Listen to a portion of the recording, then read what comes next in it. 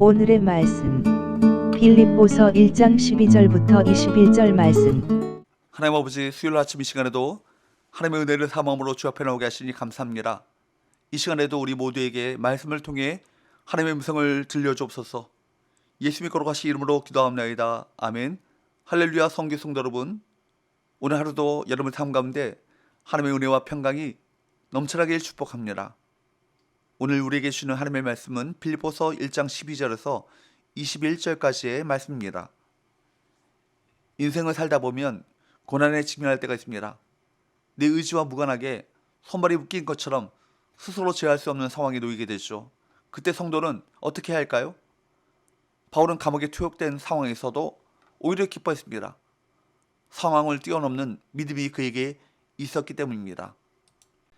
12절, 형제들아, 내가 당한 일이 도리어 복음 전파의 진전이 된 줄을 너희가 알기를 원하노라. 바울은 자신이 감옥에 갇힌 일이 도리어 복음의 전파에 도움이 되었다라고 말합니다. 그 이유가 뭘까요?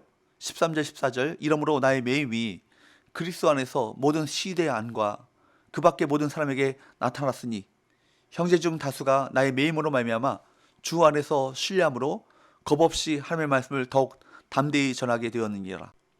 바울은 수감되고 있었던 그 상황에서도 황제 직속 정예부대였던 시대 및 경비병들에게 지속적으로 복음을 전했고, 그렇게 해서 복음이 로마 제국의 군대 안으로 침투하게 되었습니다.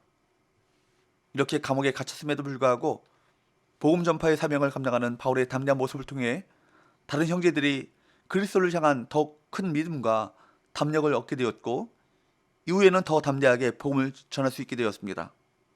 성공하고 잘되는 모습만 도전을 주는 것이 아니죠.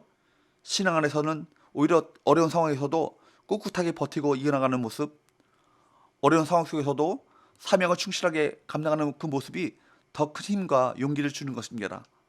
우리가 힘든 상황을 믿음으로 이겨낸다면 많은 이들이 우리를 통해 용기를 얻게 될 것입니다. 바울은 감옥에 갇힌 외적 어려움을 잘 이겨냈지만 내면, 즉 마음도 잘 지켜냈습니다. 당시에 바울을 괴롭히려고 하는 불순한 동기로 복음을 전하는 사람들이 있었습니다.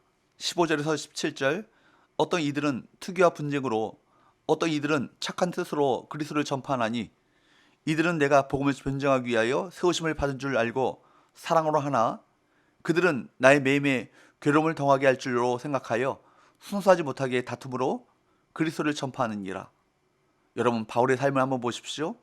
바울은 가는 곳마다 복음을 반대하고 그를 박해하는 사람들을 맞닥뜨려야 했습니다. 심지어는 그리스도를 믿는 형제들 중에도 바울을 시기하는 사람들이 있어서 그는 더욱 괴로움을 겪어야 했습니다. 그에게 시기심을 느낀 사람들은 이기적인 동기와 그를 괴롭힐 생각으로 그리스도를 전파했습니다. 아마도 그들은 바울보다 더 선교에 헌신적이라는 평가와 인정을 원했을 것입니다. 이처럼 같은 편이라고 여겼던 사람들의 악한 속내를 알게 되면 배신감과 함께 엄청난 상처를 받게 마련이죠. 그런데 바울은 오늘 본문에서 뭐라고 말하고 있습니까? 18절, 그러면 무엇이냐? 거칠어로 하나, 참으로 하나, 무슨 방도로 하든지 전파되는 것은 그리스도니 이로써 나는 기뻐하고 또한 기뻐하리라. 비록 자신에게는 고통스러운 경험이지만 그런 과정을 통해 그리스도가 전파되었기 때문에 나 바울 자신은 그로 인해 기뻐한다라고 고백하고 있습니다.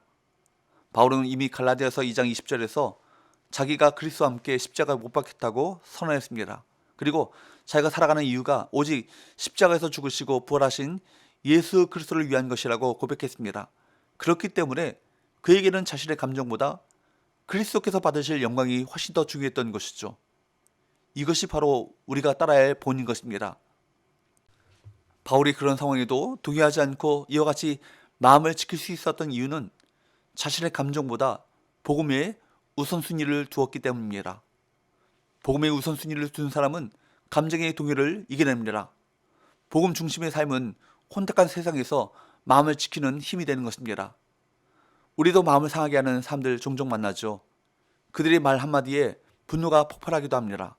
그럴 때마다 분노나 미움으로 반응하는 대신에 오직 그리스도의 영광을 위해 반응하는 성도들이 되시기 바랍니다.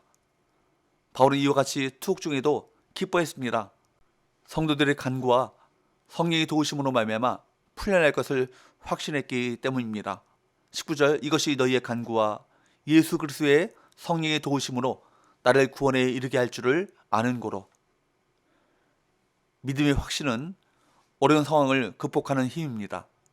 바울은 진심으로 구원을 확신했고 입술로 고백했습니다. 주님의 뜻에 부합하는 믿음의 생각과 말은 고난의 상황을 이겨내는 능력이 됩니다. 그러므로 성도는 아무리 절망적인 순간이라 할지라도 기도의 능력과 성령의 도우심을 신뢰해야 할 것입니다. 바울의 간절한 기대와 소망은 무엇이었을까요? 20절 나의 간절한 기대와 소망을 따라 아무 일에든지 부끄러워하지 아니하고 지금도 전과 같이 온전히 담대하여 살든지 죽든지 내 몸에서 그리스도가 존귀하게 되게 하려 하나니. 바울은 자신의 몸을 통해 그리스도께서 존귀하게 여김을 받는 것, 그것을 간절히 기대했고 소망했습니다. 이를 위해 바울은 어떤 일에도 부끄러움을 당하지 않고 생사를 초월하는 담대함을 가지기를 원했던 것입니다. 이미 바울은 갈라디아서 2장 20절에서 자신이 그리스도와 함께 십자가에 이미 죽었기 때문에 이제는 그리스도께서 자신 안에서 살아간다고 고백했습니다. 그리스도 중심의 삶의 자세가 살든지 죽든지 오직 그리스도께서 존귀하게 되기만을 바라는 삶의 목표로 이어졌던 것이죠. 자신을 통해 그리스도께서 존귀하게 되는 일은 우리 모든 성도에게 가장 큰 특권인 것입니다. 마지막으로 바울은 놀라운 고백을 하죠. 21절 이는 내게 사는 것이 그리스도니 죽는 것도 유익함이라. 그리스도로 사는 바울은 죽는 것도 유익하다라고 고백합니다. 이런 고백은 그리스도의 영광을 위해 살아면 사는 것이나 죽는 것이 그리 중요하지 않다는 의미죠.